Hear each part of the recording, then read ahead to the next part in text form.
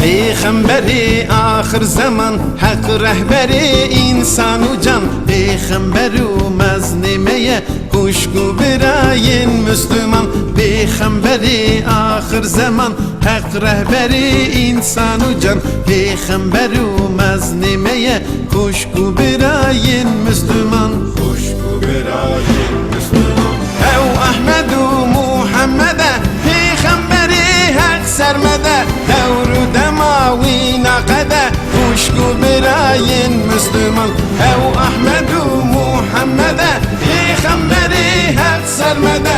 Devru demavi nakede kuşku birayin Müslüman. Ev Ahmedu Muhammed'e Peygamberi hak sermede. Devru demavi nakede kuşku birayin Müslüman.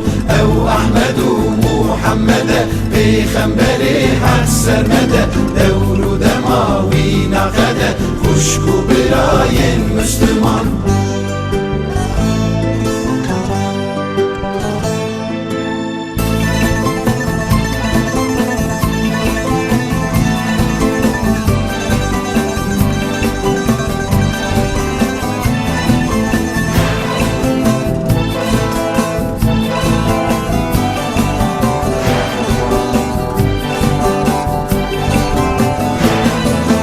Hem خوy Suud'un hamidin ku ümmeta Muhammed'in şiret riyavi bernedin huşku birayin Müslüman. Hem خوy Suud'un hamidin ku ümmeta Muhammed'in şiret riyavi bernedin huşku birayin Müslüman. Kuşku birayin Müslüman. Mec rehbera her ev nekan, mec dostu yara ev hevan.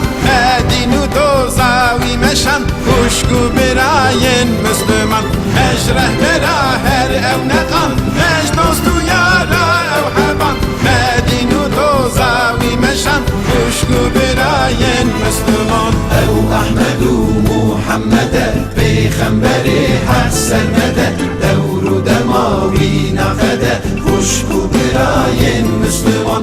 Ev Ahmedu Muhammed'e Peygamberi hak sermede. Devru demavi nakede kuşku birayin Müslüman.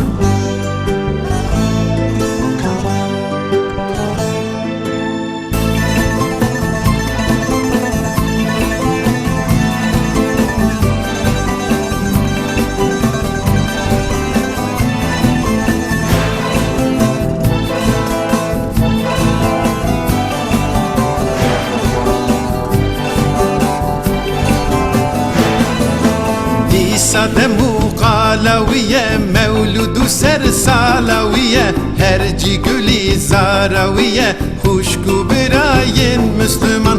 Sade mukalaviye mevludu ser salaviye herci gülü zaraviye huşku birayin Müslüman. Kuşku birayin Müslüman.